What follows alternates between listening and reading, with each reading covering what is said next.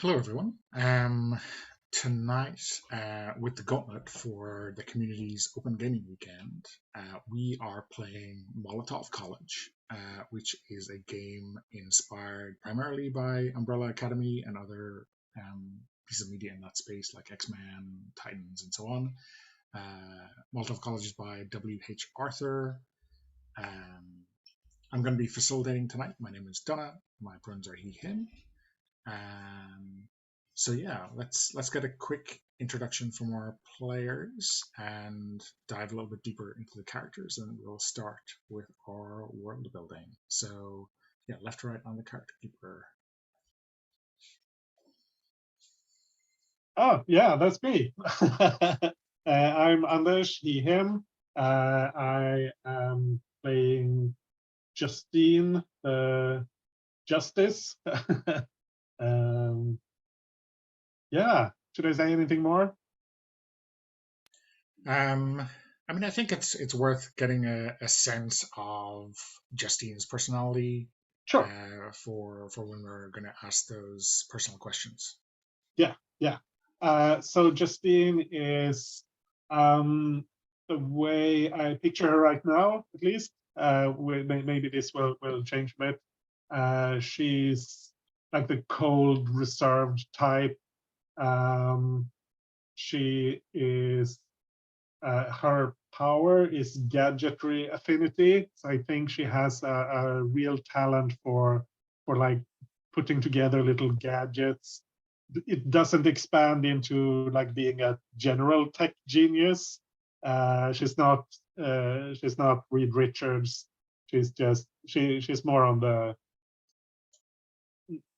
barely even the Batman scale, I guess. She has the utility belt, but she doesn't have the bat wing and that sort of thing. She is she's not happy about her time at the Molotov College. She feels like the headmaster kind of ruined her because he forged her into this hard, unforgiving person who she may not want to be, but she can't stop being. Yeah. Cool. Yeah, I can continue here with my characters. I'm John. My pronouns are he or they. And I'm going to be playing the Hierophant. I looked it up. The pronunciation is Hierophant character. In this game, the name is August. They go by they them pronouns. And August had the I suppose misfortune of learning how and when they're going to die fairly early on in their childhood. Which the headmaster essentially used or abused or interpreted by essentially saying, well, up until then, August is just going to be a model. August can do anything because they know when they're going to die, and if it's not today, then who cares what you're going to do? It's already set in stone. Which obviously. Not a great way to nurture a supposedly at least a superhero. So they became a very, very flawed and broken individual. And you can most often see them with their headphones on, just blasting some kind of music, because the world is a lot, and especially when you have a specific sensibility for the ghosts and the afterlife and things like that, it's even more a lot. So yeah, that's August. Hi, I am Kay. I use she, they pronouns. Sorry, I was fighting with the keeper because it does not want to let me name my character the name I have chosen because it's not in the drop-down menu. I can change that for you. Okay. God bless you. The name is Sage, S-A-G. So speaking of, I will be playing Sage with he, they pronouns. He is our moon. So you've been taught to conceal your powers as they can only lead to ruination, or so you believed. So Sage's look is sort of oversized sweaters and hollow eyes, and his power is chaos magic. I think essentially he doesn't know much about his powers other than the fact that like it's kind of there. He knows he doesn't have no powers, but he just knows like there's a very important reason he shouldn't tap into them. He really doesn't have much memory of ever using them. He just sort of knows that there are certain things he needs to avoid to prevent disaster. And those things involve things like, you know, emotions. So a fun way to grow up. Don't feel things.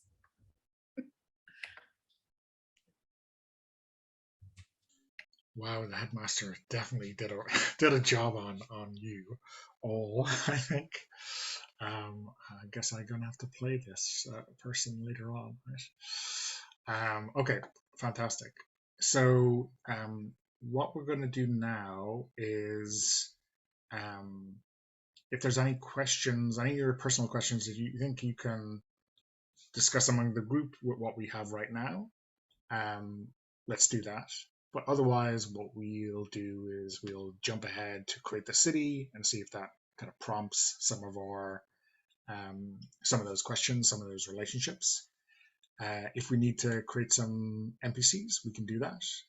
Obviously, the headmaster is going to be an NPC of some description at this stage, whether that's in flashbacks only or whether they are still around. Who knows?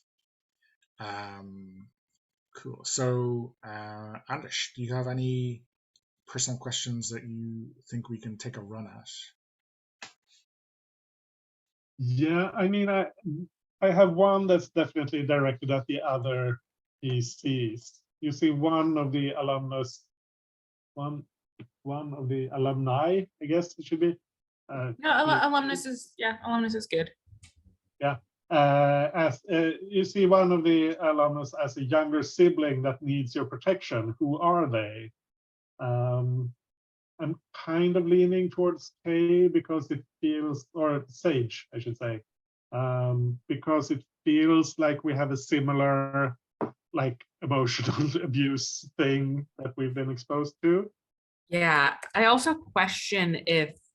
So I think Sage knows that Sage has powers, but I question if other people at the college, so to speak, know that, or if they just like because he doesn't use it. So I think if he is possibly seen as like the quote unquote normie of the family or something like that, that could definitely foster that sort of protection drive. Like, why are you here? You have no powers.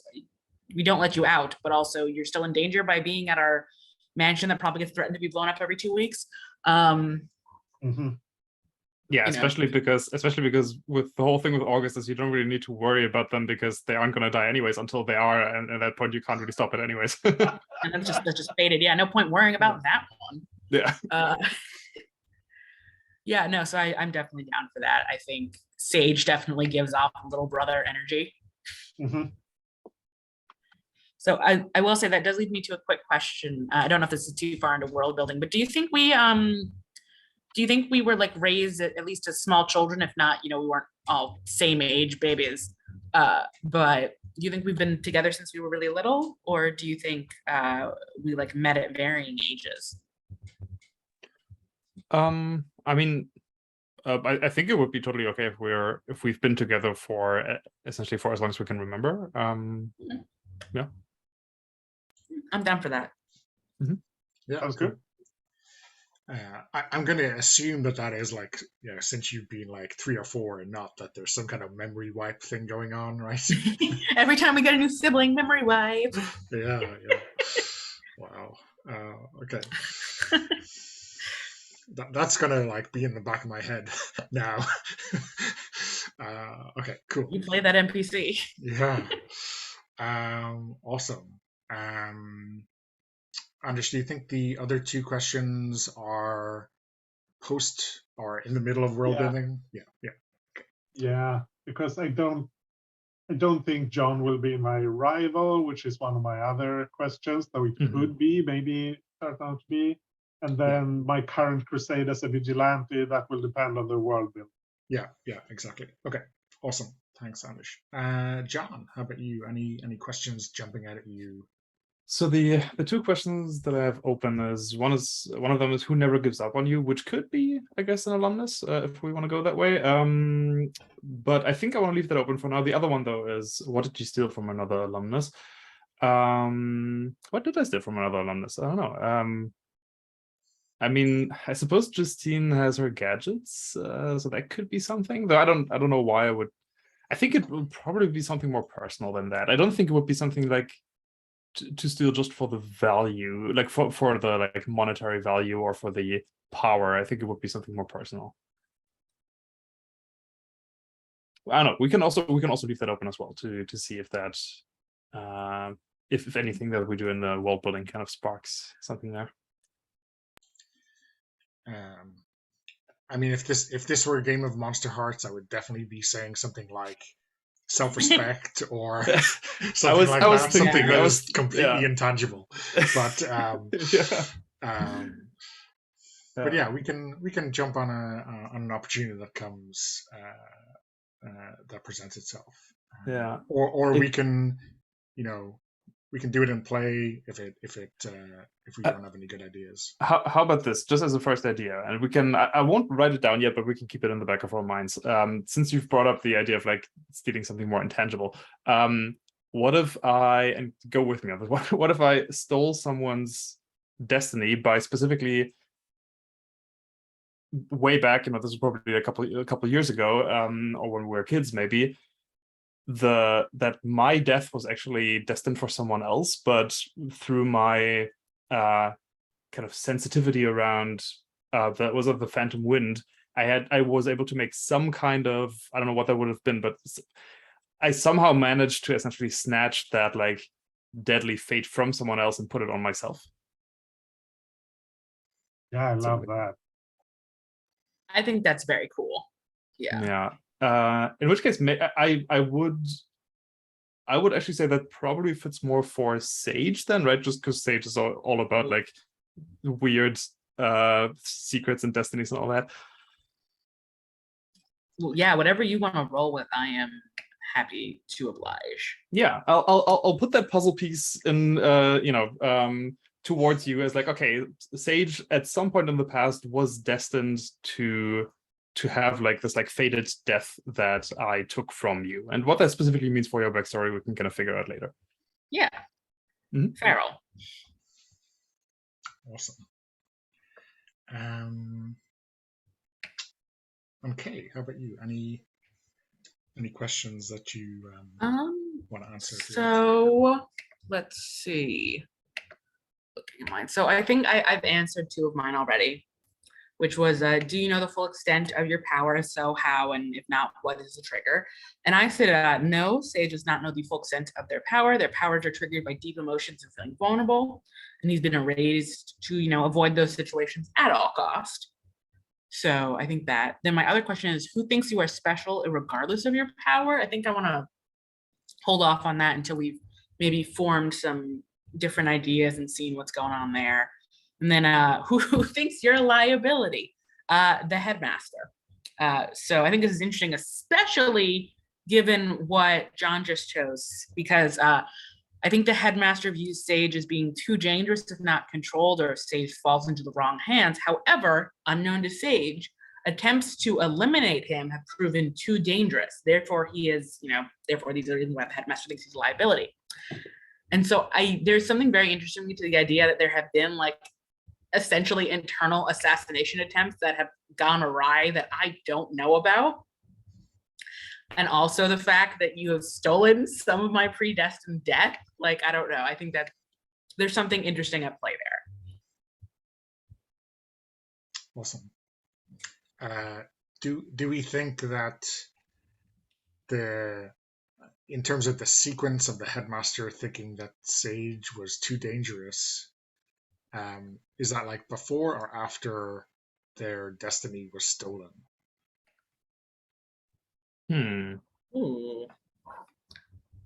I mean, so the death that I stole from you would still be in the future, right? Because it's the death that I have now, and obviously I'm still alive. Yeah.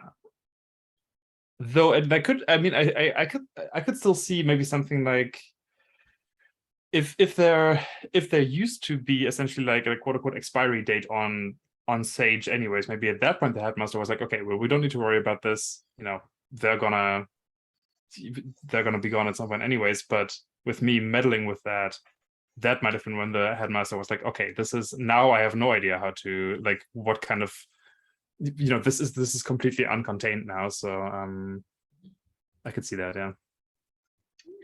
What do you think, Kate? I think that's interesting. I'm happy to go wherever it flows. You know, I think it's just an interesting situation. Yeah. Yeah, I mean, I guess we can leave it a little bit open. I don't want to paint ourselves into a corner, but maybe if the headmaster is like calculating and kind of has some master plan, this has completely thrown a spanner in those works, right? Possibly, yeah. Because I think the way I figured it is that they've sort of given up on the option of getting rid of Sage because the other things didn't work. And if we don't want to attribute that to chaos magic, or we want to attribute that to August and their abilities, or for whatever reason, it did not work and it was very detrimental. Not that I have any memories of it. So that has been like checked off the list of possibilities. Like, can't do this. So I don't think he's like plotting something to like kill Sage, because I think he's realized that's a bad life choice. But yeah, certainly other things could be interesting with that. Yeah. Okay. Awesome. So so we'll jump ahead to create the city. If anyone thinks, I'll check in at the end, obviously, but if anyone thinks in the middle of it that you got a good idea to answer one of those personal questions for your character, yell out. Okay, so on the city tab, we've got this kind of hex-ish grid of spaces for locations. Like I said earlier, we can obviously we want to pop the name of the location into that title section, but if you want to pop an image into the square or a description, that is all good. Let's start with the college. So I think we'll go around around the table a few times, maybe answer a few questions about the college first, and then like everyone will create like a good place and a bad place, and then we can introduce one more in play. But I guess we just want to get a sense of the city first. So Anish, I guess if you want to pick our location for the college, for Molotov College, and there's some options. Oh, sorry, go ahead. So it says draw it in the center of the map. So I guess it's one of the. Yeah, there's not exactly a center, but wherever you feel like works. Do I just label it? Yeah, label it first, and we can hunt for a picture at some other stage. So there's 4 options that it suggests for like what the vibe is right now. No longer in use, but kept tidy by the robot butler. Disused and boarded up. Destroyed in a battle and now lying in ruins, or still functioning with a new generation of students. So which one of these do you feel like leaning into? I'm leaning towards disused and boarded up, but if someone else has a strong feel for one of the others, I'm happy to change my mind. I don't mind the disused one. I do think it personally. I do think it would be interesting if it's still in use and there's another generation of students there, because I feel like that could give our characters like another layer of, we all hate the headmaster, but like the headmaster has their kind of tendrils on the brains of other students. What does that mean for us, right? But just as an idea, I'm happy to go with the disused one as well.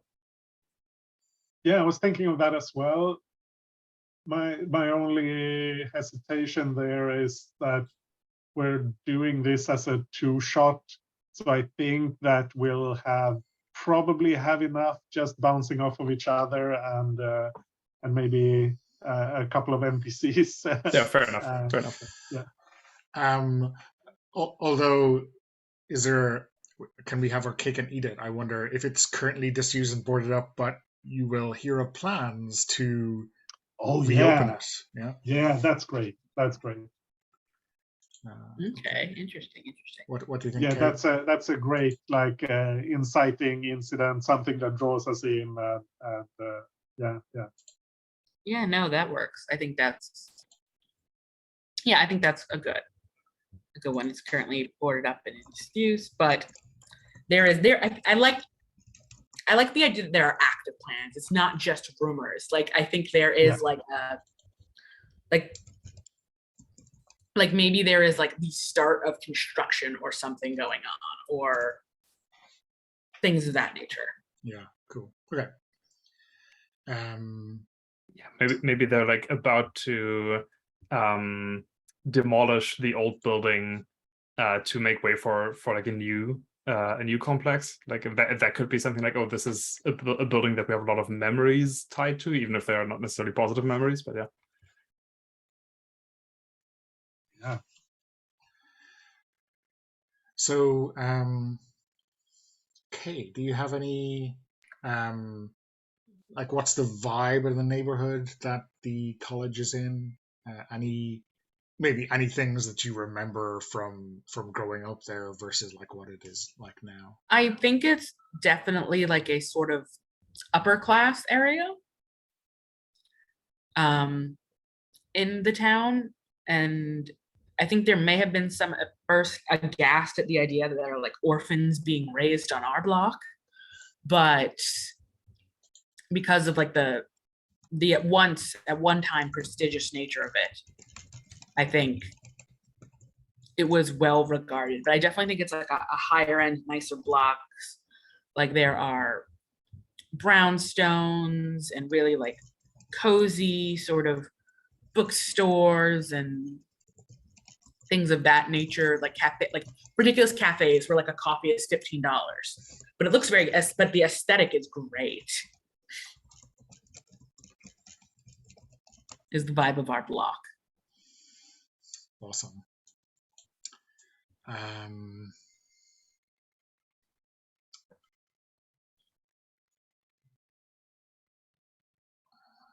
Yeah, and maybe, I know we've kind of filled in a little bit of these details here, but John, do you have any ideas of, say, obviously if you were all brought here, when you were very young, was that like one age cohort, or was it like a steady stream of students over the years?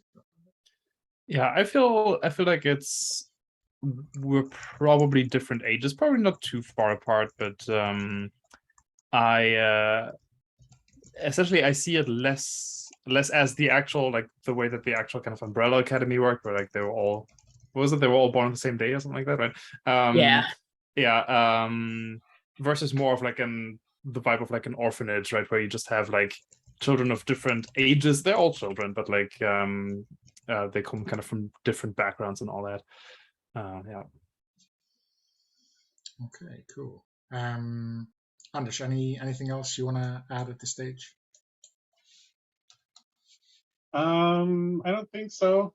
I found an image. I would suggest I'll paste it in, and you can see it if you like.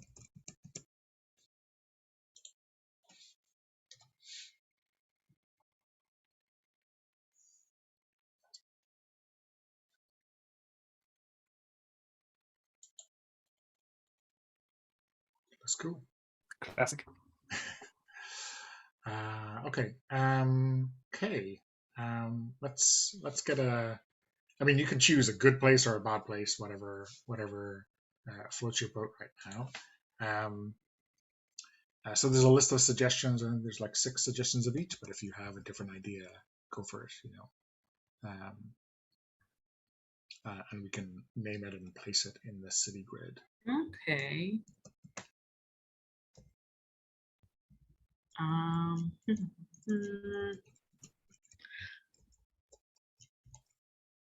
Oh, that's too cute. How can I not?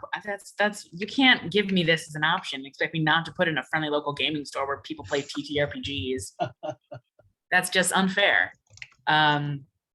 So yeah, I'm gonna call it the Lucky Goblin. And I think it's a little TTRPG space because you have given me that option. I don't know if it'll get used in game, but if you've given me that as an option, I'm taking it. So I have to assume that Sage is a regular at this store. I think he wants to be. So I think he's never actually been inside, but he's sort of like, I imagine this is like the kind of place that maybe like had like a Kickstarter fund to be like accessible and to be like a very like place in the community.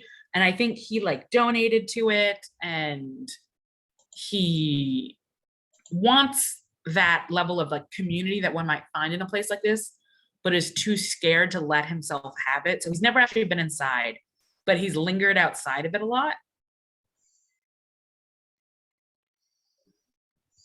He just never had the courage to step through the door. Oh, sorry.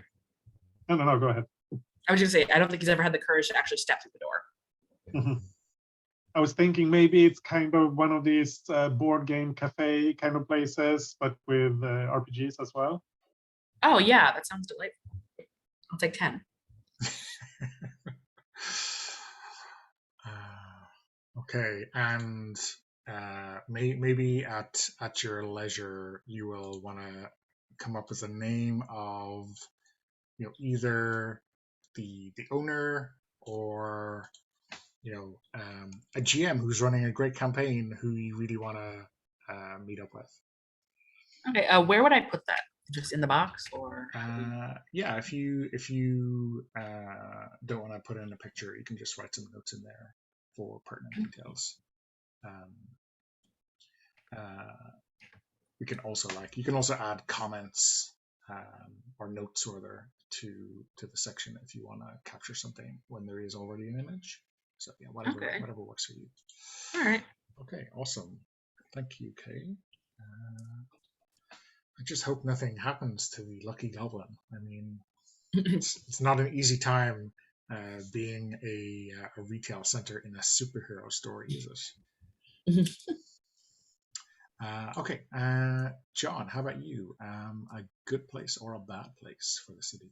Yeah, so I want to pick something that, I guess, like depending on your social background, that many people would probably consider a bad place, but that I think at least my character would consider a good place, which is I'm thinking that our neighborhood now is like, as we said, is like kind of upper class, kind of fancy kind of thing, but maybe that was because of like a process of gentrification that happened a while ago. Like I feel like, when we look at the building of the Molotov College itself, it's one of those kind of old buildings that can be kind of turned into something very fancy, but that can also, if it just stays there, it just kind of gathers dust and all that. So my idea for a location is essentially a holdover from when this was still a place for the downtrodden, essentially, which is an old and closed down, but like an old strip club that is also planned to be demolished for like some fancy, I don't know, apartment buildings or whatever. But that is essentially still a meeting place for those last few like original inhabitants of this neighborhood before all the new money moved in. I'll have to think of a name, but it's probably one of those things where the sign outside the building is missing a couple letters and stuff like that, so it's not even in use anymore anyways. So yeah. Awesome. And do you think August would have frequented this place? Well, specifically, I think August is probably living in the same building. Is my idea. Yeah, it feels very protective of it, while the the investors are looking at what to do with the property. Okay. I mean, what do you especially like about the place? I think it is specifically that it is kind of this refuge for like people who I see kind of as similar to us, not in that they also have superpowers, but that they're also like people who have been mistreated by society, who are driven out of their homes, right? Who are just kind of under the boot, I guess, of society, and so I feel like we occasionally have like community events there, things of that nature. Since it is technically a closed building, it's all of that is illegal, of course, but we'll work around that. Okay, awesome. Mhm. And Anders, how about you? Any place you want to create in our? Well, there is an option for a murder alley, so I gotta have a murder alley. I can't play the Batman character and not have a murder alley. So I think it's called Murder Alley, but it's actually like a small. It's more like an area in a very bad part of town where there's like a series of these small backyards and alleys that kind of wind between the buildings, and it's so it's more of a neighborhood than a specific street, and a lot of bad stuff happens there, and the cops don't really care too much about it. It's we found another body in Murder Alley, and they don't really investigate too much. Do we think this is maybe the target for Justine's crusade? Yeah, probably, or at least part of it. It could be something there.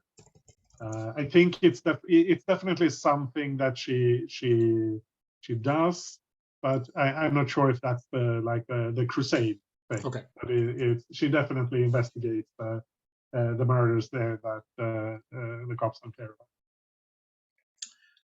Do we think there's like a particular event or a particular villain who initially caught Justine's attention? Yeah. I think. Yeah, I think there was like a serial killer. Like I don't want to lean too much on the Batman thing, but someone not like the Joker, but kind of a similar like weird serial killer, I guess.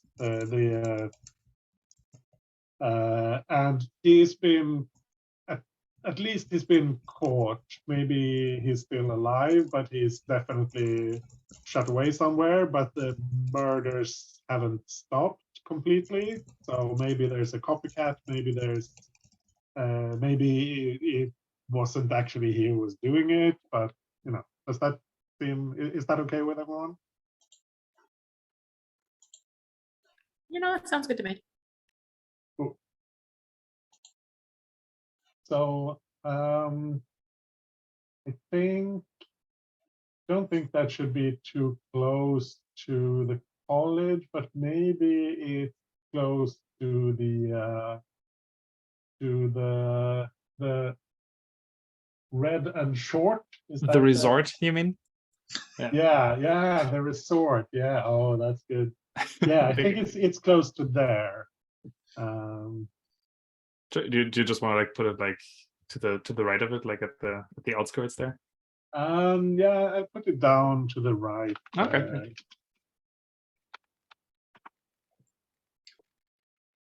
Okay, awesome. I'm just looking at our time. we kind of blown through our first hour. So how about we take a break now?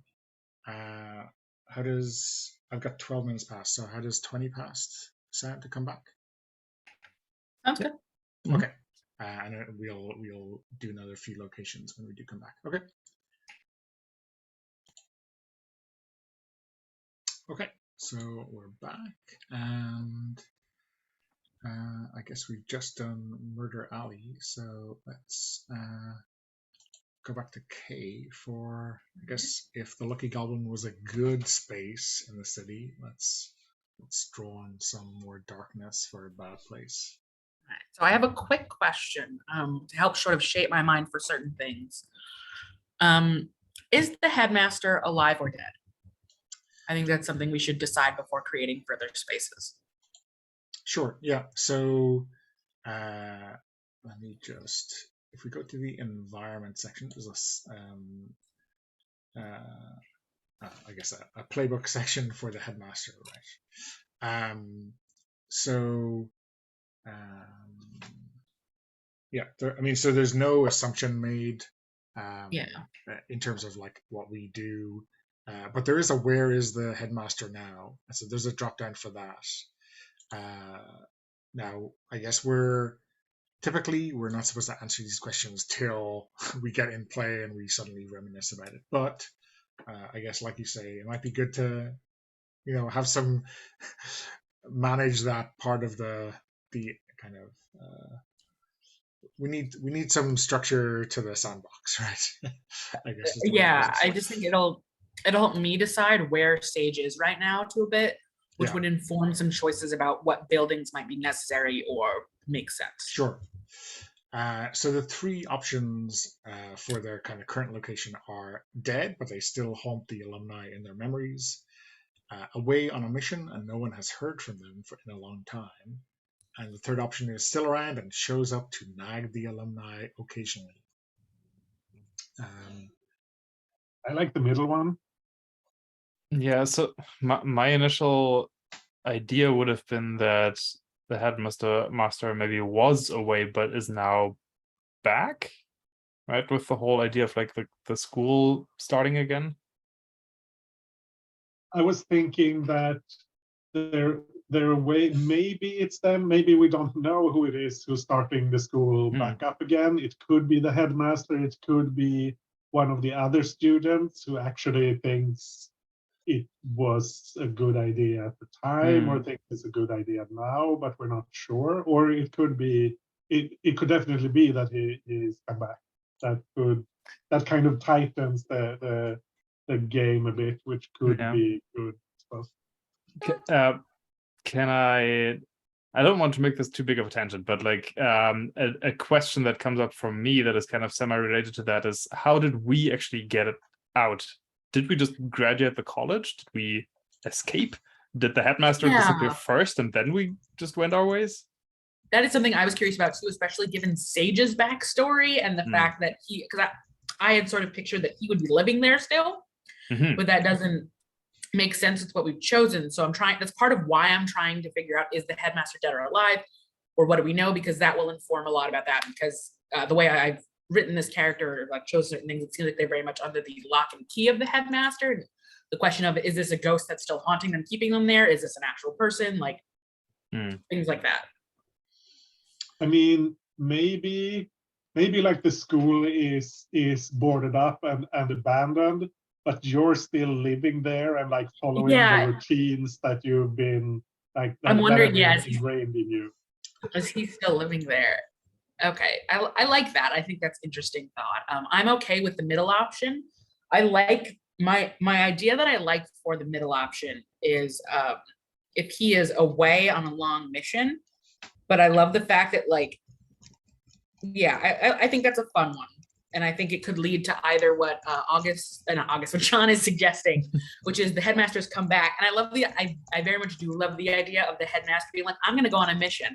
And then he comes back with new kids and been like, what are you doing here? Like, my new mission was forming better. Like, get out of here. I'm done with you.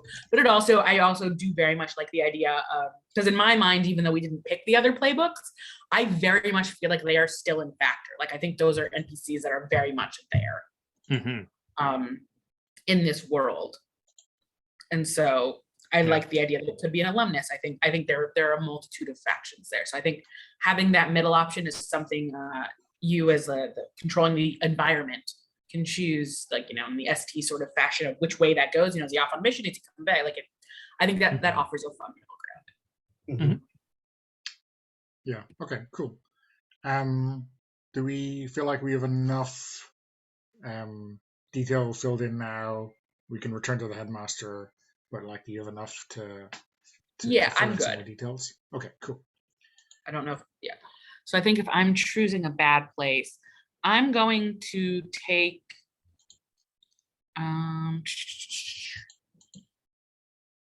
let's see, so we've got a closed off club, we've got a murder alley.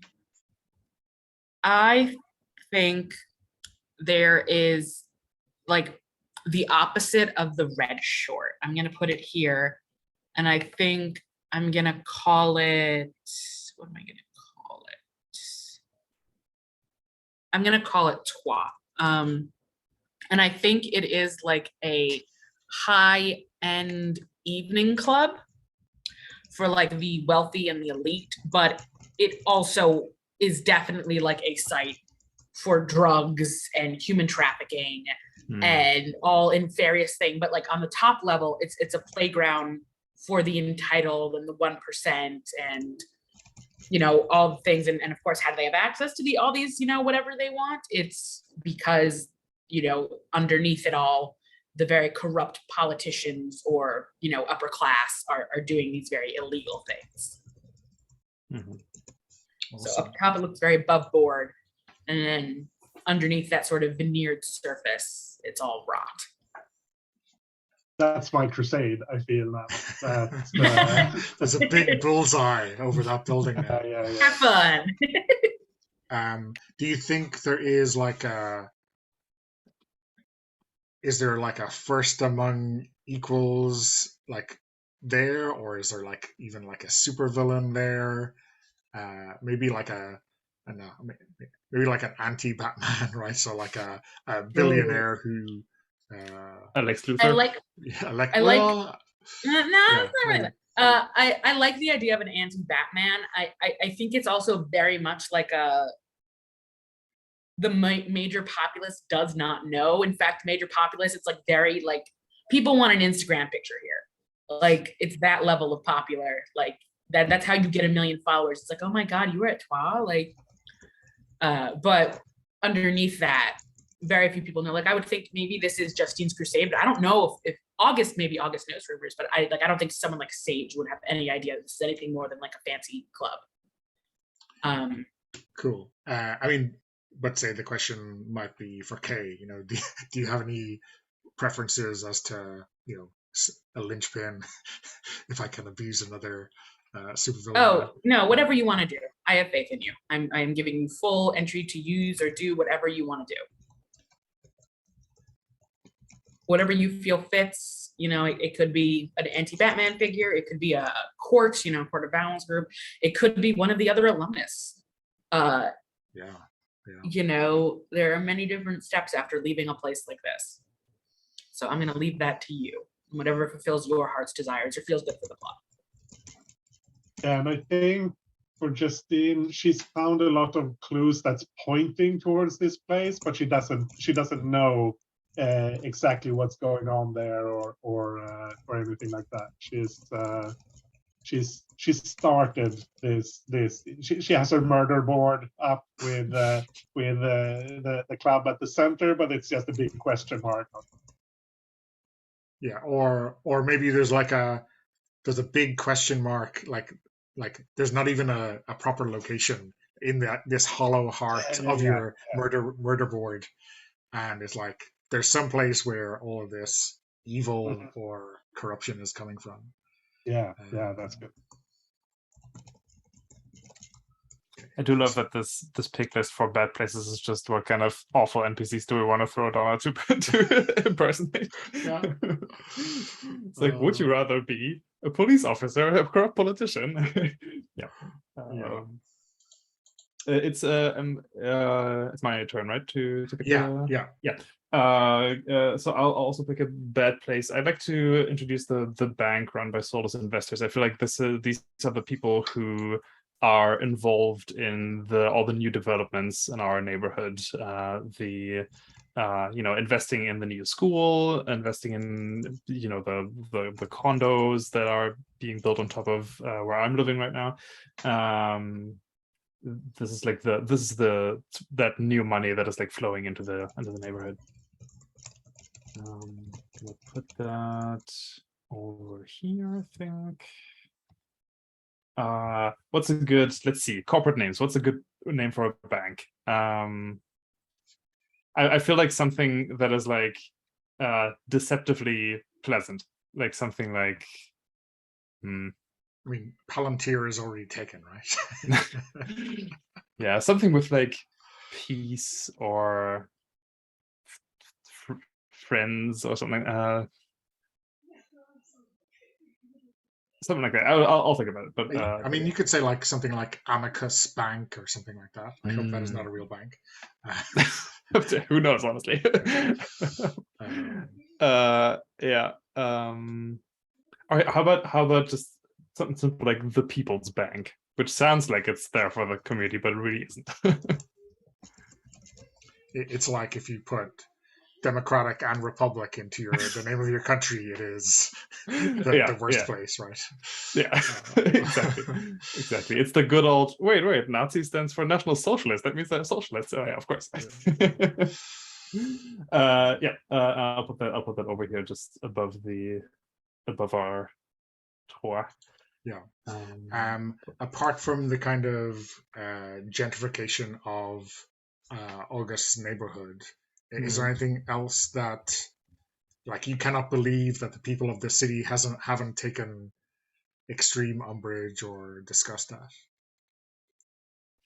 I mean, I feel like I think the few like original inhabitants of the neighborhoods that are still around, they do take umbrage to a lot of the stuff that's happening. It's more like all the new people who are like moving here who kind of, as we said, right, who are like happy to go to this like fancy place and take Instagram pictures of their food and all that.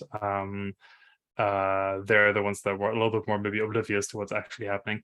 I would posit that the bank and the investors, that there isn't even any like big like supervillain behind that. They're just capitalists. I think that we don't actually need anything more sinister in the background that is already evil enough. I mean, it's just a soulless process. There's no, I think the kind of everyday villainy of there being no villain, right? Okay, cool. Yeah. Awesome. And Anders, I think we need a good place from you. Yeah, I'm kind of feeling the comedy club, and that's Justine's outlet, kind of. That's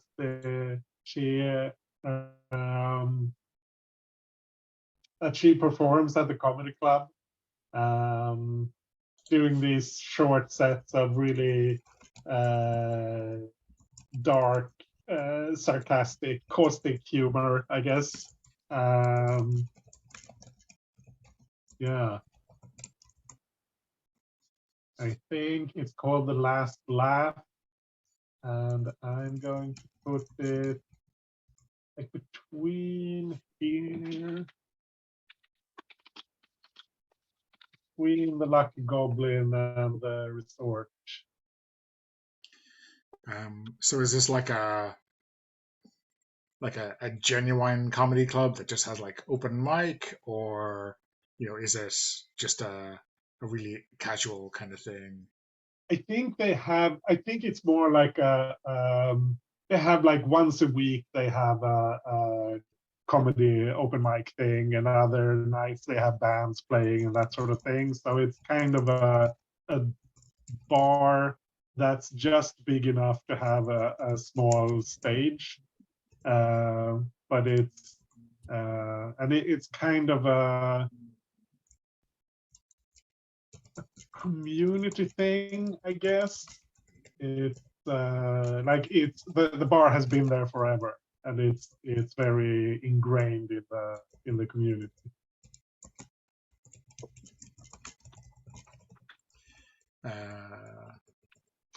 Cool. Then I probably should change the yeah, it should have a different name. I'll think of something. Okay. So yeah, I think let's go back around to our personal questions. We have a really kind of west side, east side kind of feeling going on here, right? Yeah, I don't even. I think that was just a natural kind of process there. Yeah. I think every city has this kind of dynamic in some respects, right? Okay. So yeah, let's go back to our personal questions, and if there, we have, I think, a hint of some spaces for NPCs now. So if we want to create anyone off the back of these, that is fine. Anders, can we start with you? I think we have your crusade identified. Yeah.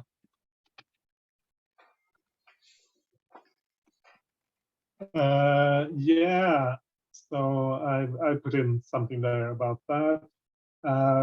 Then my final question is, who do you see as your rival? And I'm not sure. I don't have anyone that's jumped out, I think. So I guess a couple of ideas would be, maybe there's like a button man, or a kind of a pointy end that work with the conspiracy at the heart of Twa. Someone who's not at the top, but someone who is their hand out in the city. And the other idea would be this serial killer, whoever the real one is. Yeah, that could be it. It could be like the muscle, the dragon, I guess, is the storytelling term for it, like the Darth Vader to the Emperor. That sort of the big muscle behind, so who's the lieutenant to the person who's actually running things. Yeah, cool. So again, we can fill in those details as required, or whenever we have a confrontation, right?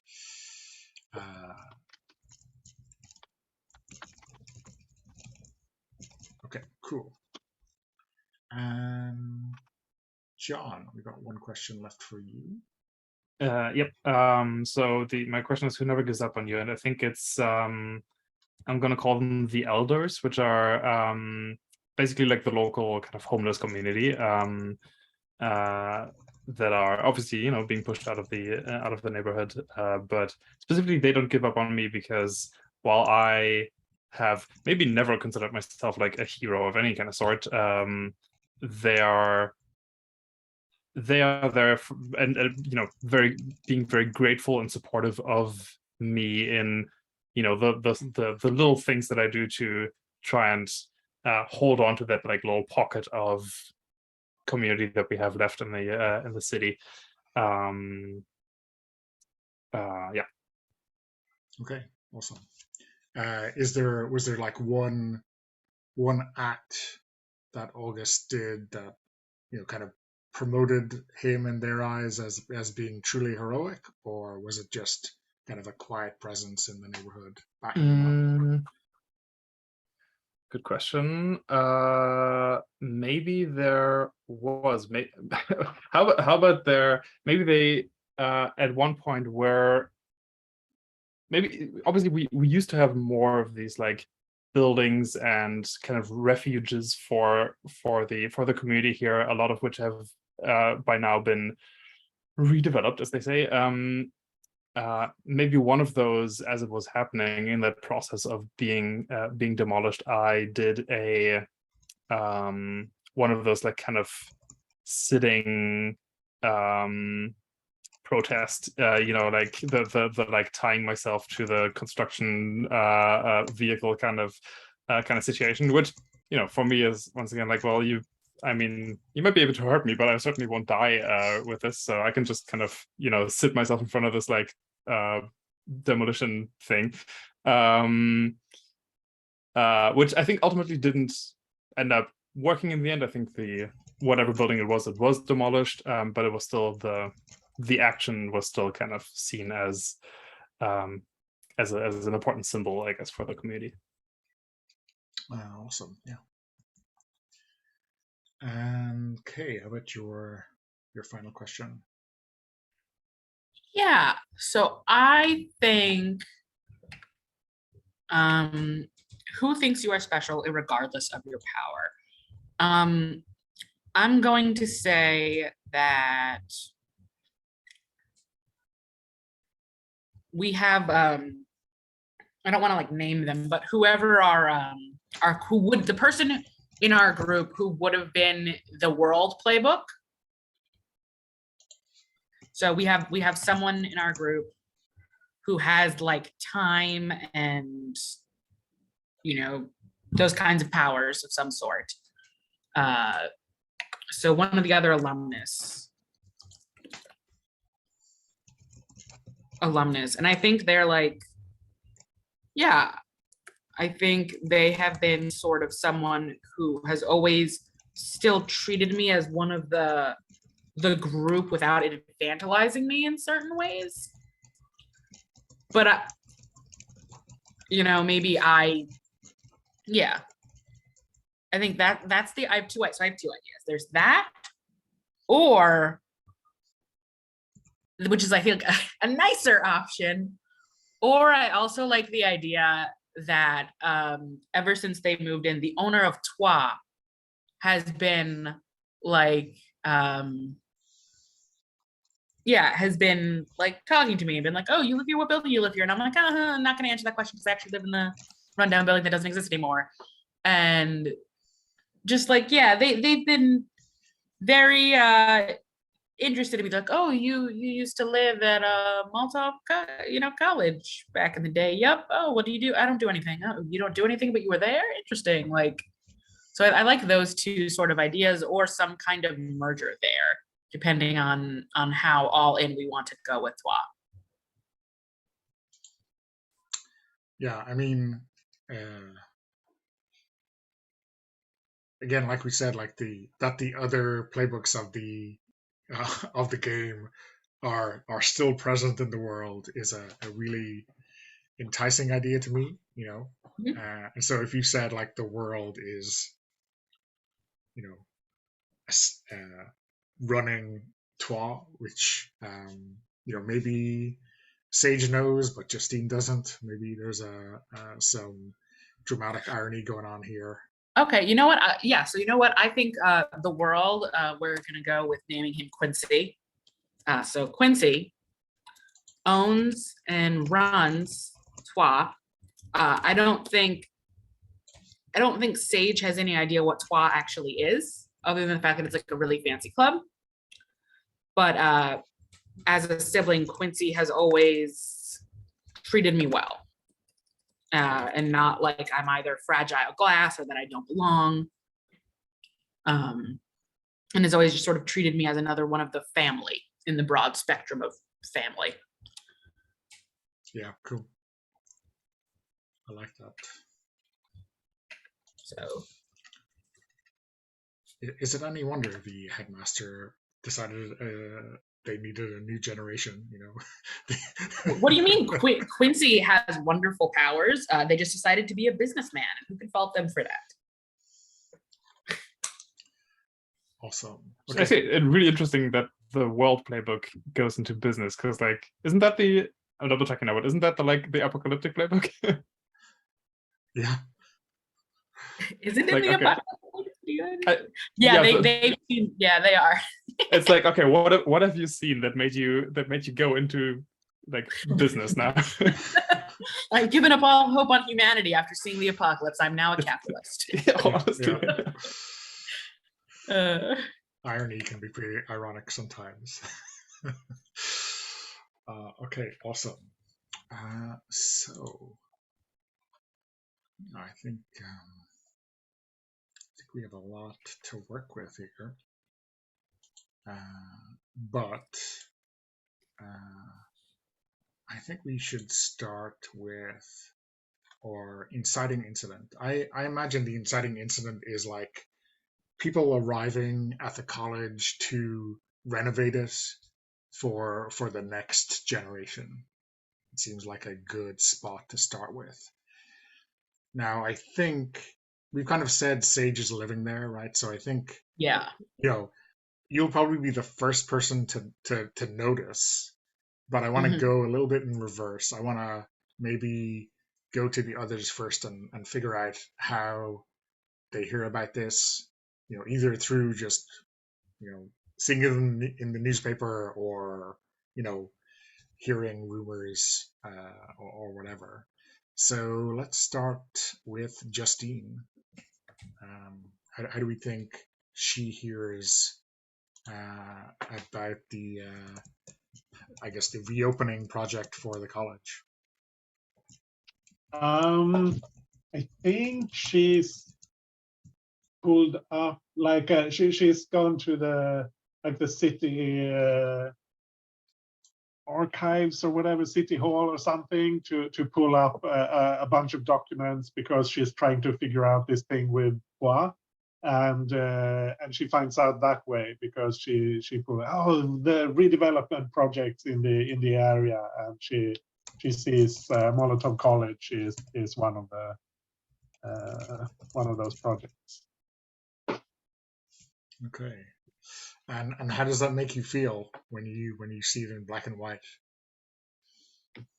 Ooh, I think.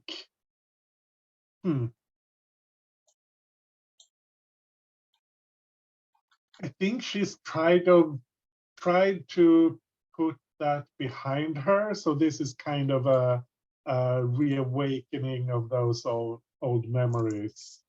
And I think she's also a bit paranoid. So she thinks that there has to be some evil plot behind this. Yeah. So what do you think Justine is going to do about it? She will go there to try to check things out. Yeah. Okay. A woman of direct action, right? That's okay. Cool. Thanks, Anders. John, how about August? How do you hear about this? Let me just. Oh wow, Quincy looks insufferable.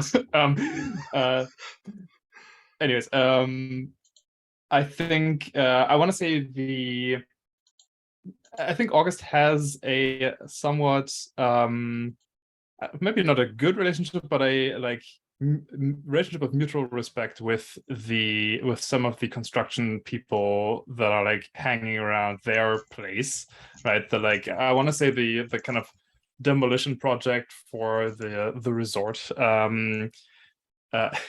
The demolition project for the resort is kind of on hold right now, but there's still, it's one of those things where the construction site is still kind of there, and they have like some of the vehicles already there, and some like construction workers whose only job it is to like show up sometimes and like see that that everything's still there, even though they don't actually do any construction work. And so I think I have like somewhat of a relationship with them, and I just hear from one of them that like, oh yeah, there's like, maybe they're like talking amongst each other, like, oh, are you gonna like, did they hire you for that new project that they're starting? And I just kind of hear from them that there's like a new thing that's happening, a couple blocks down, and kind of piece together that this is where the school used to be. I think that is probably an area that I usually avoid going to. but hearing that there's something new happening there. And did we establish if we know that Sage is living there, or is that a secret? So I guess the question is, how much contact do we keep with each other? Does Sage go out a lot, or are you just like holed up in there? I think he goes out occasionally because he has to, because he has to stare into the window of the Lucky Goblin and wish he could go in. He has to get like groceries and things like that. I think he does come out. It is infrequent. I would say he would have kept in contact with whoever would have wanted to keep in contact with him. And that's what usually gets him to come out, is usually another alumnus. It's either grocery runs or another alumnus has been like, hey, do you want to grab coffee or something? And that's like the two reasons that he would like leave the place. Yeah, I could see that. I could see us maybe occasionally just like even just bumping into each other somewhere. Probably more so than I don't think August is keeping. I wouldn't say August is avoiding Justine, but I don't think August is keeping a lot of contact with Justine because I, at least at the moment, don't want anything to do with your like revenge or like justice campaign that you have going on. But okay, so that means I'll just say, okay, I'll know that Sage is that the building, that the old school building, is of some importance to Sage. So I think that'll make me go there. That like hearing from the construction workers there's something happening there, and I just want to check it out for myself just to see what's going on. Okay, awesome. Yeah, and I think Justine is avoiding contact with it because she's trying to like forget about all that. She's focusing on the here and now. She doesn't want to dig into the past. So she's not avoiding the others because she doesn't like them. Maybe she does, maybe she doesn't. I mean, she does like Sage at least, but it's just that's the past. It's not relevant. I'm staying away from that. Okay. So okay, let's set the scene for Sage. When I don't know, maybe it's early in the morning when the construction crews arrive, but maybe paint the picture for us a little bit of how we see Sage, in the dorm room or the bedroom or whatever it is. Yeah, so I think they all have their own little rooms per se, and that Sage still follows like the academy schedule. So like he wakes up very early and he does like calisthenics and like his particular schedule, like meditation. He doesn't drink any stimulants or anything, so he doesn't drink coffee. And he goes through like he reads things. I think he like checks certain logs because I think he still expects the headmaster to come back. Like even though the place has been sort of disused and not necessarily boarded, he still is like waiting.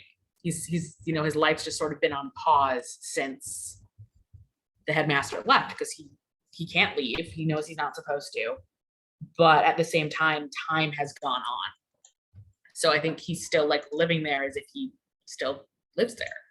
He makes breakfast, he does some reading, he checks again the logs to see if there's anything from the headmaster, and then he'll check to see if there's any communication from any of his the family or the siblings or anyone involved, any of the other alumnus, and goes sort of about a very lonely day.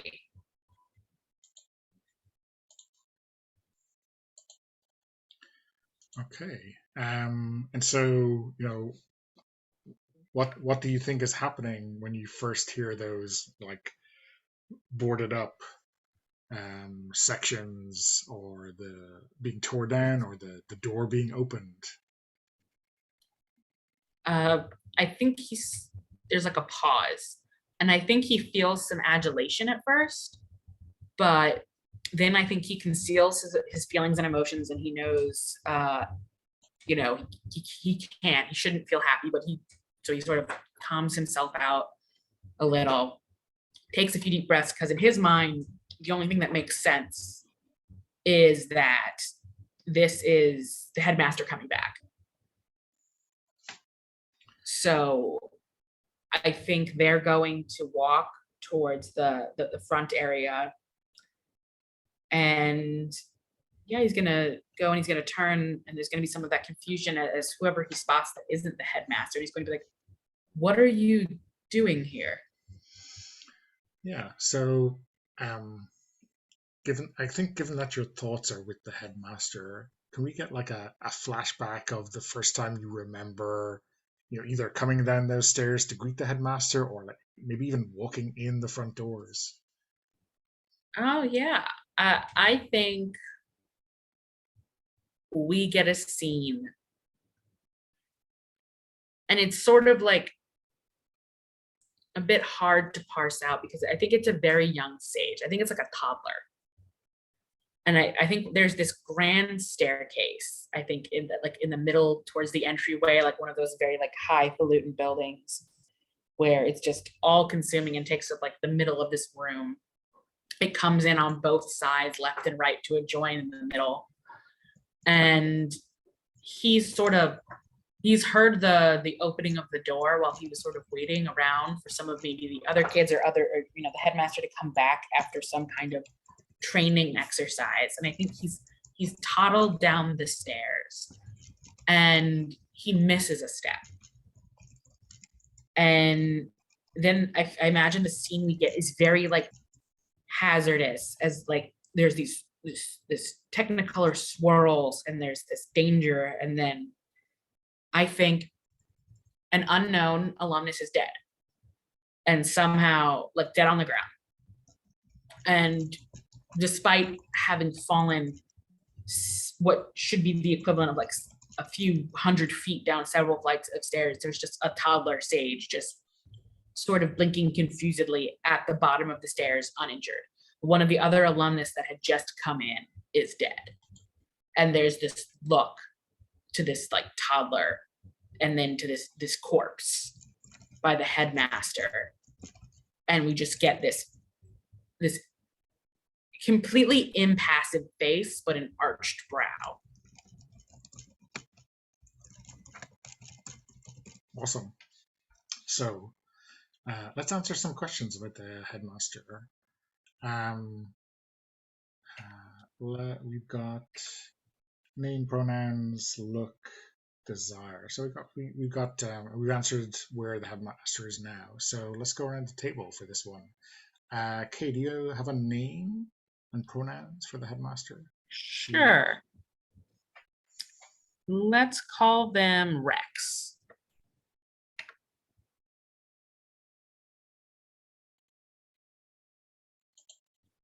I'm not going to try to type it in because last time I attempted to do that, it told me no. The way to cheat at this, if you go to the lookups table, you can just type in something you want. So I've done that, and now you should be able to select Rex from the dropdown. Oh, the look. Okay, I see what you're doing here. That's magic. Well,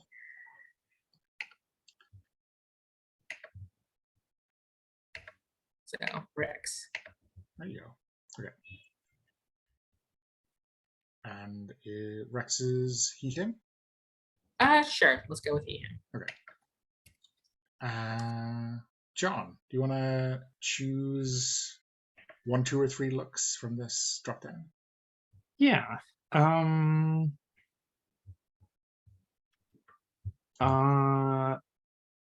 I like, maybe in combination with the raised brow that we just heard about, I like reflective glasses.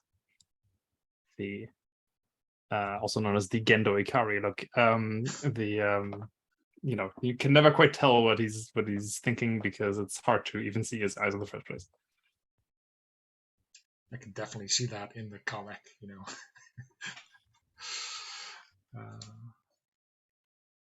Anything else from that list? All right, right. We have multiple. I'll leave the other ones open if any of the other players want to chime in on more looks. Okay. Well, Anders, do you want to choose a desire and then maybe also a look that ties into that? Yeah, let's see.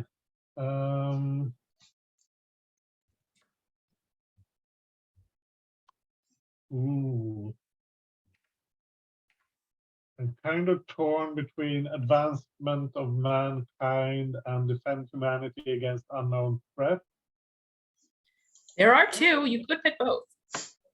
Oh, right. Yeah. I'll pick defend humanity against unknown threat. And a look that ties into that.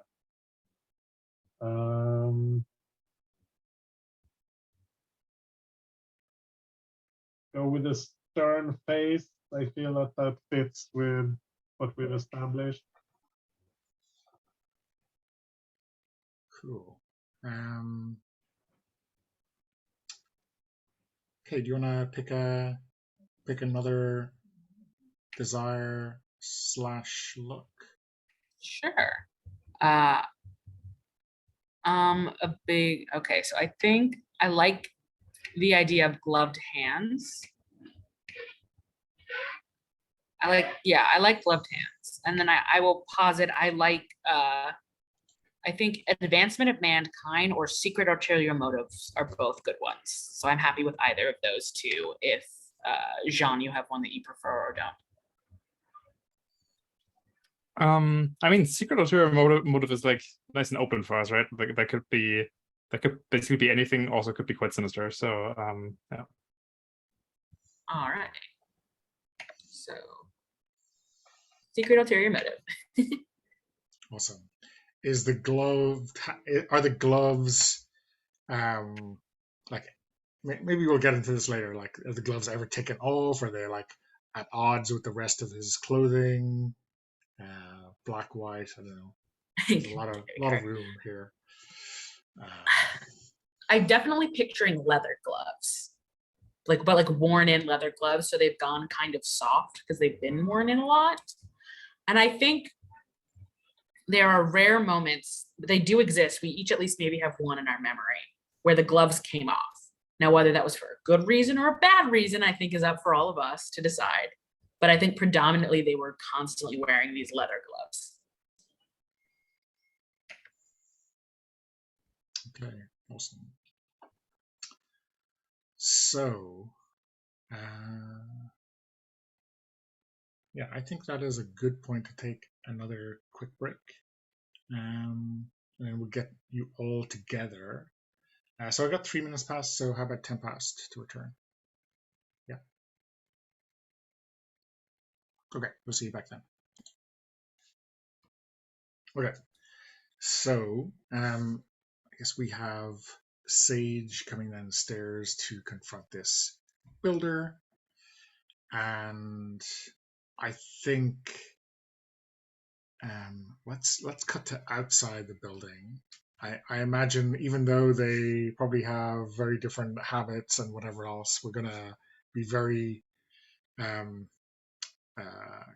coincidental and have Justine and August arrive pretty much simultaneously, to see this building crew starting this renovation effort on the college. August, I think we start with you, because I think you said earlier you avoid this neighborhood, you avoid walking past it. Yeah. So, what's going through your mind when you finally kind of confront this building from your past? Yeah, I'm picturing it as like maybe this shot kind of from the side and from profile of August, like standing there, maybe like across the street from the actual building, kind of looking at at what's happening there, smoking, and because who cares about lung cancer? Not me. and maybe like, you know, Justine kind of stepping into the frame. And I think it's maybe for the audience, maybe it's unclear how long August has been standing there. It almost feels like this. It almost seems like the street that kind of separates us from the building almost feels like a not just like physical but also metaphorical line to cross, right? Something that currently is still almost like a force field for me to like to break through. And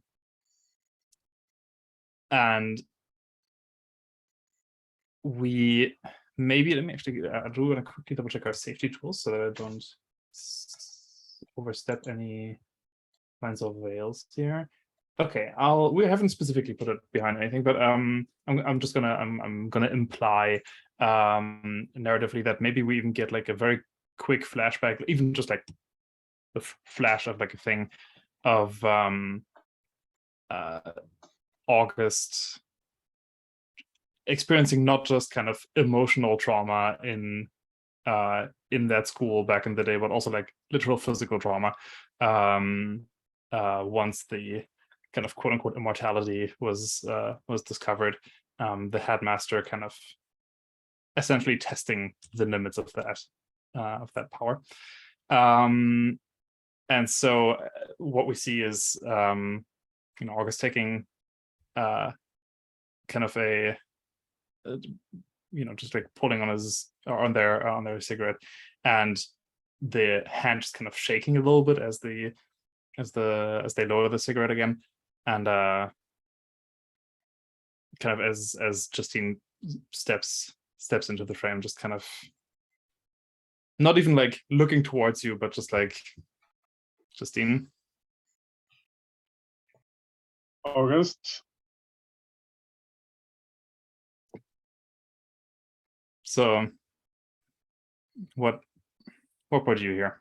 Is this one of your red yarn clues that led you to this is one of your puzzle pieces that you were looking for? I don't know yet, but probably can't be just a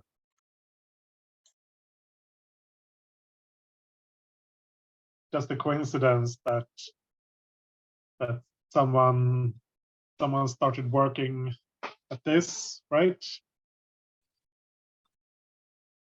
Well, I mean, it is an old ugly building, and these folks, and I kind of gesture towards I imagine maybe like some of the like investors being, you know, on the sidelines of this, not like actually in the building, but just like looking at it.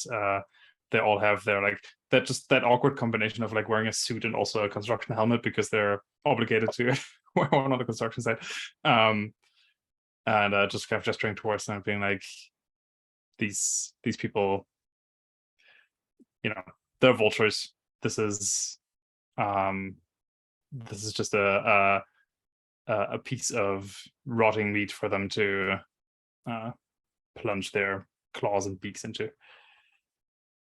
I don't know. Have you seen Sage anywhere? I'm getting a little worried. I haven't seen Sage in years.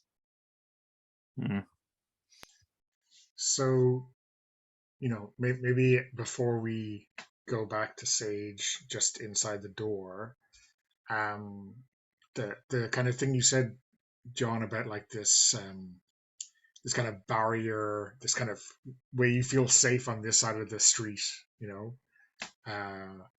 I wonder if there was some kind of place right behind where you're standing right now, which, you know, used to be that safe place, like a shop or a store or something like that, that you found refuge in.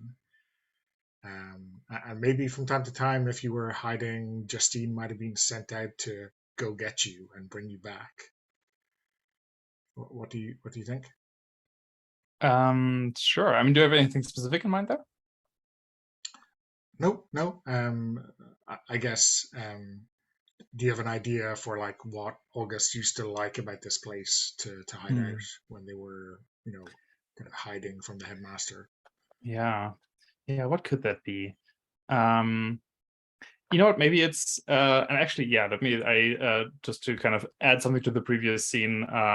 It is essentially implied that like August almost always will have their headphones on as well. And so maybe it was a like a record store. Yeah. With those like cool listening booths, right? Yeah. Completely insulated from the outside world. Yeah. Awesome. For Justine, like when if this is all right for you, if Justine was sent out by the headmaster to get August and bring them back, was there something you always said, or some way you always treated them when you got them? I think she would, and I think this is at the point where they've done this like a dozen times already. So she know which booth August will be in. She'll go there, kind of open the door and tap him on the shoulder, and then and just make sure he knows that she's there. And then she'll go look for some records for herself, just to give him a few extra minutes, and so that he can prepare himself for going back. And then maybe she buys something, maybe she chats a bit with the person behind the counter, and then she goes back to get August. It's time. And I feel August would always have some kind of like disparaging comment about whatever kind of choice of record you like, whatever your purchase was. So I was like, that's a little much, don't you think? Or like something like that, right? Yeah. Okay, awesome. Let's cut back to Sage inside. What do you say to this, foreman or building constructor guy? Yeah. I think Sage tries to keep their face very impassive, as they're like, I don't know what you're doing here, but you're not welcome, so please leave. So yeah, this guy, has this, clipboard, inevitably, or maybe it's a tablet, and says, "Well, sir, as you see, we have a work order, and it's authorized by the owner's attorney. So That's impossible. The owner is out of town. I presume that's why his attorney signed it. I would like to see it, please. Okay, so yeah, he kind of like, he doesn't hand it to you, but he shows it to you. I really don't want to give away my clipboard or my tablet to this strange person. And what do I see? Yeah, I mean, it looks official. I don't know. I mean, how official or how Sage would judge that. And I think maybe like the name, maybe you've been around for so long, you've met this lawyer maybe much earlier in your life, and the name is right. There's it's the it's not going to be Wolfram and Hart or whatever, but it's whatever whatever whatever the right name is for. Is it? Can I make a suggestion? Yeah. Just as an idea, is the lawyer maybe the Empress? Oh.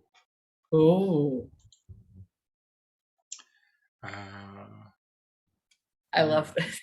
I mean, not that I want to like manifest a lawyer with mind control powers in this world, but but say if the so like the lawyer, or at least the lawyer way back then, was maybe the Empress's parent or guardian, and yeah, maybe the name signed is the original lawyer, or maybe it's the Empress you know from before. Right? What do you think, Okay. Kate? Yeah, I think it's the Empress's name. I like Okay. that. I'm gonna roll with that. I like that a lot. And I think seeing that there's gonna be like this you catch, this biting of lips, and then this very intentional breath as like a shaking sort of hand pulls out a phone and just says, "Excuse me." And so here's a question I am going to place to you. Do you think the Empress is one of the people who has kept in contact with me?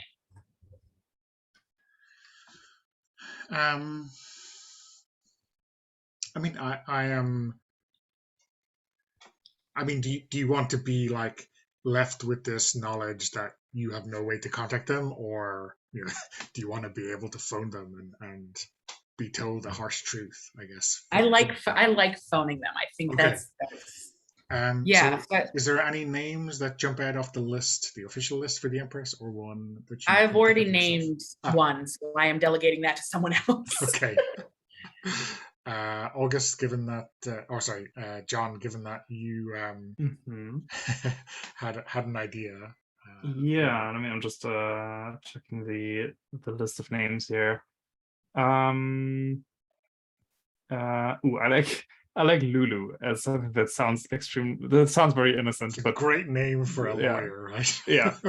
Well, I suppose probably, like, let's say maybe her like legal name is like Lucretia or something like that. Okay.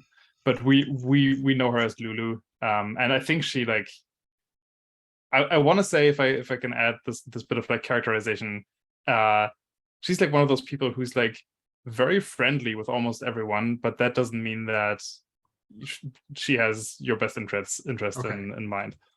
Yeah. She will smile as she plunges the knife into your back. Yeah, like, especially if we like establish that like Sage and Lulu maybe have kept in contact. Like, I feel like that could be like one of those things where, like, Sage, I don't have anything against you, but like there's a business to be, there's some decisions here that kind of go beyond that. Yeah. Do we have a family name for Lulu? Anders, do you have an idea? Do we have family names? Do I we mean, all have the same family name? Like, well, what is I think if Lulu's kind of parents were part of this big law firm, then maybe she's using that name, even though normally maybe she's like separated herself from that. Yeah. She may have been adopted by them, maybe. Ooh, I like that. So Lucretia kind of wants something that breaks with that, like Barnes, like a very like mundane name. Yeah. I think Barnes is definitely a good name in that like lineup of like lawyer names that make up those like like Goldsmith, Barnes, and whatever. Yeah. Okay, yeah.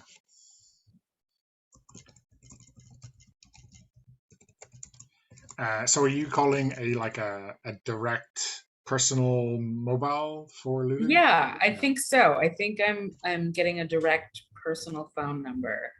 Yeah. And I'm calling it. I think we've kept in contact, but in the sense that maybe I guess maybe we've seen each other like a small handful of times. Like, I don't think this is as regular as I might keep in contact with some of the others. Sure. But actually, you know what? No, I'm going to say I keep in contact with her regularly because that makes it hurt worse. I'm going to make that choice. Yeah. I think like we like literally every other week see each other. And I'm going to call Lulu. So yeah, I think she picks up straight away. Like maybe 2 rings. Sage, it's so good to hear from you. It's a bit early for you, right? Oh, I suppose you're still on the schedule. Yeah. So what is it? Yeah, Second period no. now? Yeah, no, it's third. But Oh. yeah, no, it's philosophy time. But there was a knock on the door, and there's a construction worker with your signature saying that they're doing construction on the Yeah. college. Yeah. That's today. Yeah, Um, that's today. they can't, they can't do that, Lulu. We're still, I know that the headmaster's been gone for a while, but he's coming back, and I'm here, and I what they can't. What's going on, Lulu? You didn't say anything about this last week. Oh, yeah. I mean, I can't really discuss client affairs with you. I mean, yeah, it's a bit awkward, isn't it?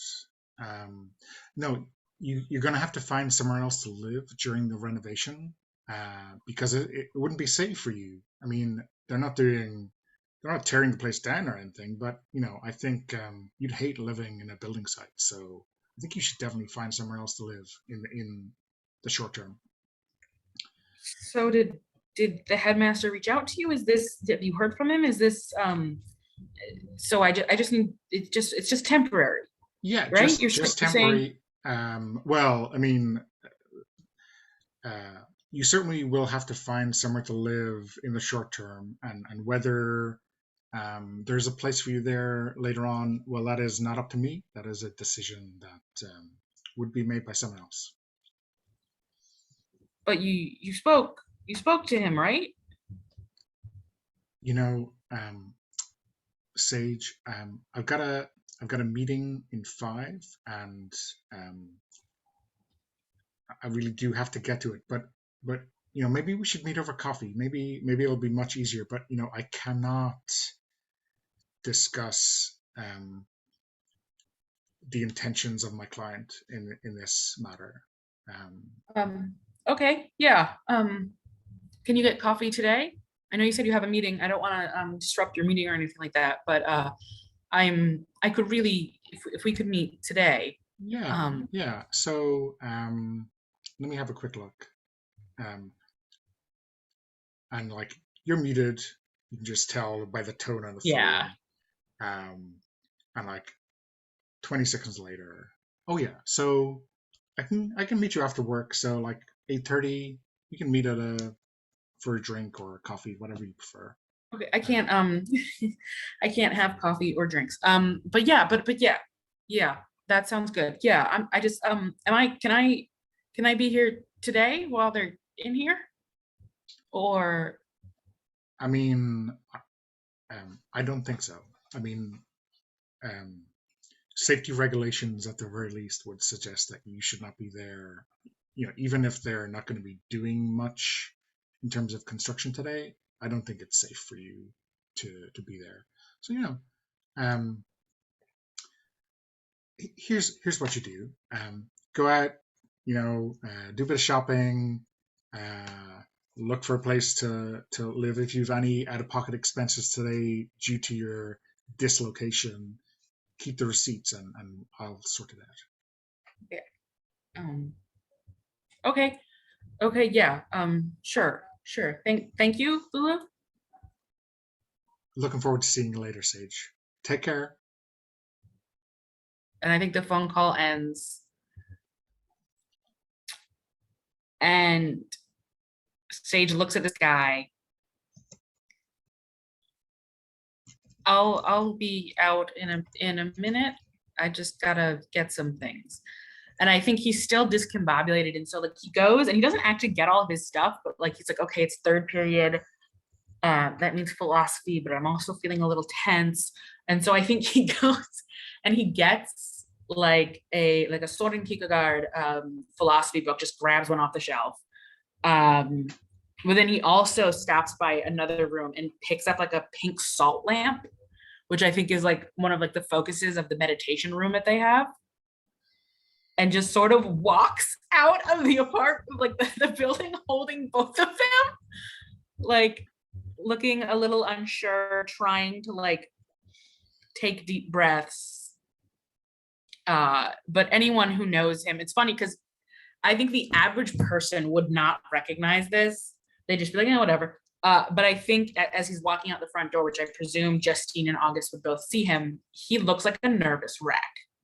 Like he is like a hair's like this is nervous wreck, like the close to like starting to feel the nerves, kind of like trying to keep it all in, trying to calm down Sage. Yeah, I think I would just kind of like casually wave towards you. Oh, he like waves back, almost drops the salt lamp, like has to like regarner his hold on it, and is gonna make his way over to where you guys are. And he's like, oh, are you, hi, Justine, it's been a while. Hi. Yeah, hey, Sage. Nice lamp. Yeah, you remember this lamp? It's from the meditation room. It's the one, in fact, actually, and he'll like turn it to the side and there's like a chunk missing. And you remember you were making that thing and it didn't go well and it cut part of this off. Right, It's my favorite. right. Yeah, is that I didn't think you'd keep any of this old stuff around. Oh no, everything is the same inside. Oh, glad we're not going in then. Yeah, that's a thing. Oh, hi, August. It's, hi. Hey, how is it in there? Are they doing anything? I don't think so. Lulu said I had to leave, but Lulu's gonna meet up with me. Wait, excuse me? Lulu? Yeah, Lulu's a lawyer now, I guess. Like her dad, her parents, the ones who took her after, stuff. And I usually see her, but the paperwork was signed by her, so I called, and she said I should go outside, but it's third period, which means I should be reading. And he like looks at the book in his hands, and you see they start to fidget a little. So listen, right now you don't need to do anything. The only thing that you need to do right now is to relax as much as possible, and let's figure this out. Side note, actually, question: Do we know the specific powers that Lulu has? From what I remember, Kay, right? You said, I guess the most people aren't, but maybe. Oh no, Lulu's powers, not Sage's powers. Yeah, Lulu's powers. Yeah. Yeah. Sorry. Yeah. Well, I misheard that. Yeah. I guess. I think it would be. I mean, I guess they're all. I'm looking at the list right now. They're all kind of mind control. They're all mind control. Yeah. So I think it seems reasonable to me that for anyone except Sage, everyone knows what people's powers or kind of areas of expertise are in, right? I will say we don't have to go with this one, but I will say of the ones in the list, memory editing is the scariest in my opinion. Oh yeah, that's a great one. That's terrifying. Yeah. So maybe like if we want to go with that one, because then that would kind of elevate Lulu from, okay, this is a scary person with mind control powers, to this is a person where I don't know if they've used their power on me, and if so, what they did. Yeah. I'm happy with that. Yeah. Okay. So that definitely cements that as like I never want to meet Lulu again in my life. But on the other hand, if those are her powers, does she let anyone remember that? Fair enough.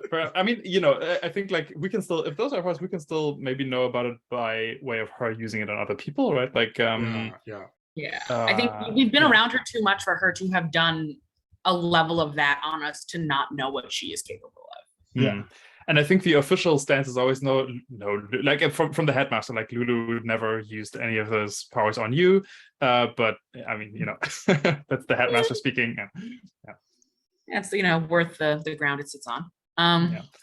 Okay, so that, yeah, well, in that case, that would definitely kind of freak me out. So okay, so I'll say let's so like to the both of you. Do you want to get out of here? Can we talk somewhere else? Sure. Yeah, I could go. I'm not supposed to be here, so I should go somewhere else. Okay. Yeah, and I mean, let's check our city map. Where do we want to go? Should we? Yeah. So I think this is Sage saying this. This is not Kay, but he was like, maybe we could talk to Quincy. Maybe he's at Trois. I mean, I've never really been there, but I know like that's his place. Maybe Sage, did you? How many people did you keep in touch with? Well, I keep in touch with everyone who wants to keep in touch with me. So that's everyone except I think Justine's been I'm assuming Justine's just been really busy, you know. And I see you from time to time. And Quincy and Lulu both like to check in on me, which is nice. It's really nice of them. They both check in on me, and sometimes I hear from. Who's left? Oh, the Strength. The strength. Yeah. Yeah. Interesting. Yeah. Who currently in my mind has got to be the dragon, right? Oh yeah. Oh God. Yeah. Anders, Right. Is this kind of bombshell that Sage has just dropped that Quincy is in charge at Trois like news or shocking to Justine? I don't think she knew that. I think she's been trying to, because she's had these clues pointing at Trois, and she's been looking into it, but she hasn't been able to figure out who owns it. Like there's shell corporations and that sort of thing. So Sage just saying, "Oh yeah, it's Quincy who runs the place." Is like, what? That's Yeah, he's doing really good for himself. maybe. What's Justine's last memory of Quincy? Let's see. Quincy was the who was Quincy? The world. The world. The world. What's the I'm checking now. What's like the kind of the power pick list for the world? I guess there's just drawbacks to their view the of world the is like apocalypse. time and space. Yeah. They have control powers around time and space. So yeah, and they are very much oriented towards the apocalypse, right? The end of all things. I think we had a big argument because the headmaster left on his mission. And I think Quincy wanted to stay around and like keep working on the mission, like our big mission to save the world, sort of thing, protect. And I figured that the headmaster is gone. He's been gone for a while now. It's time to just go live our lives. And then, of course, I didn't do that because I buried myself in my various crusades. But yeah, we had a big argument about that, which ended with me leaving.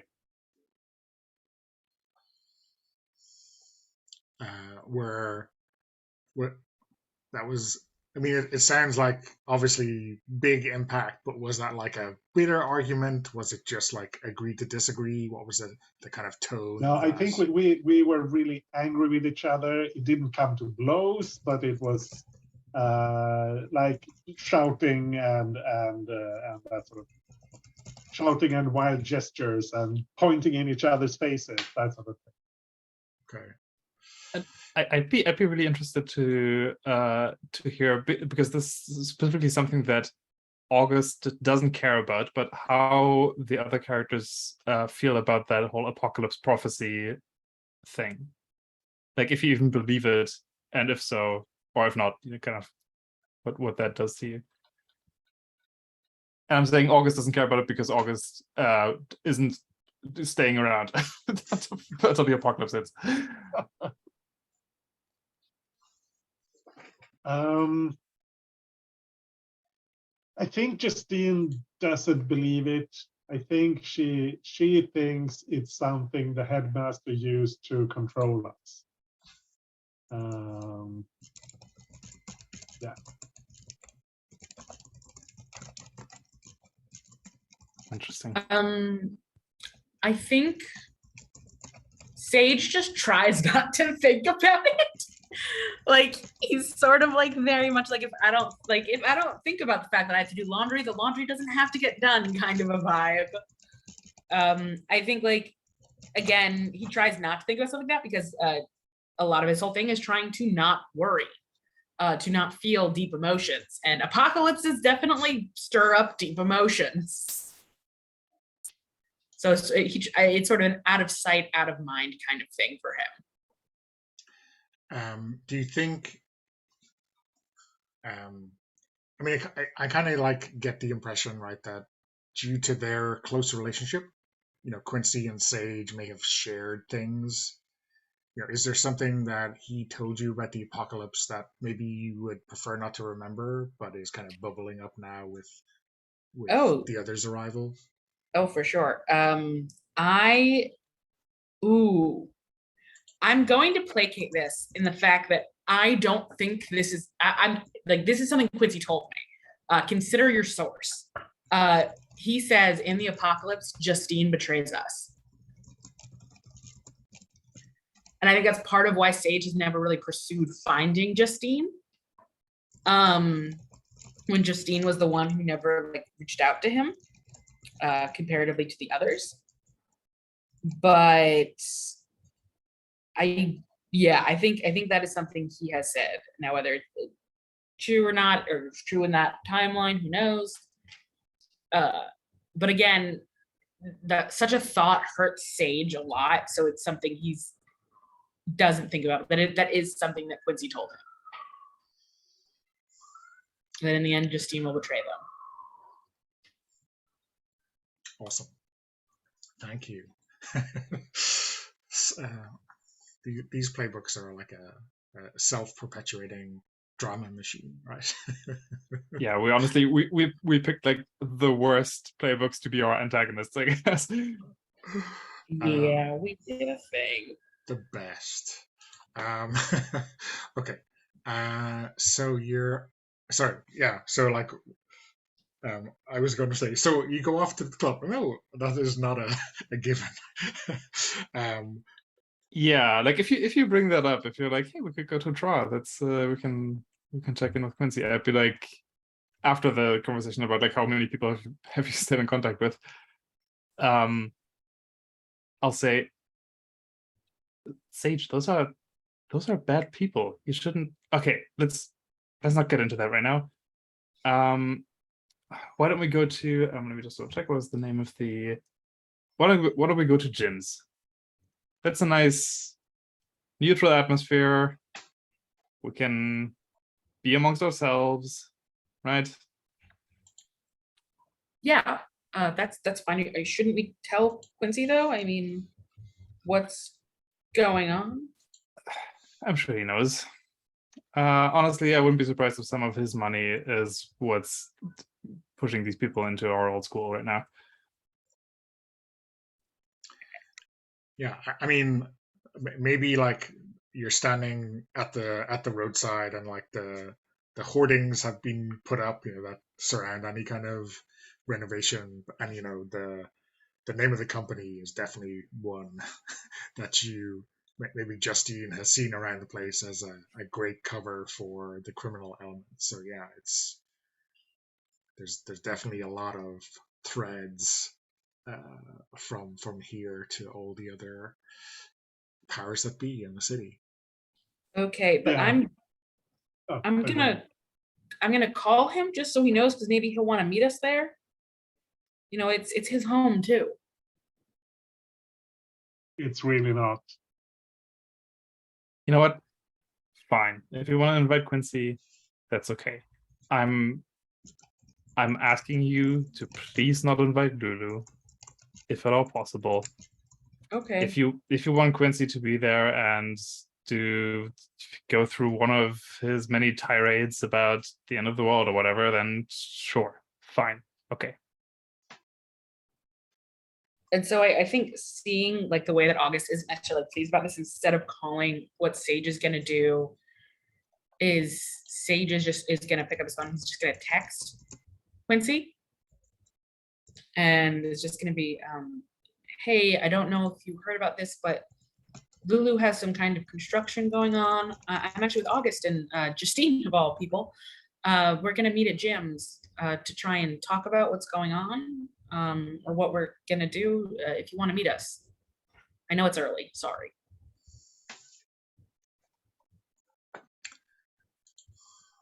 Okay. So, I think in terms of our timeline, that is a good place to cut. Yeah, I think there's not much to achieve by continuing with this scene tonight. But maybe we can think about the topic of conversation in gyms and what you think you want to do for tomorrow's session. Okay, so what I'm going to do is I'm going to stop recording, and then maybe we'll do some quick stars and wishes, and then we'll leave everyone go. Yeah. So if you're watching this, there's another video for you to watch session 2. So go there right now.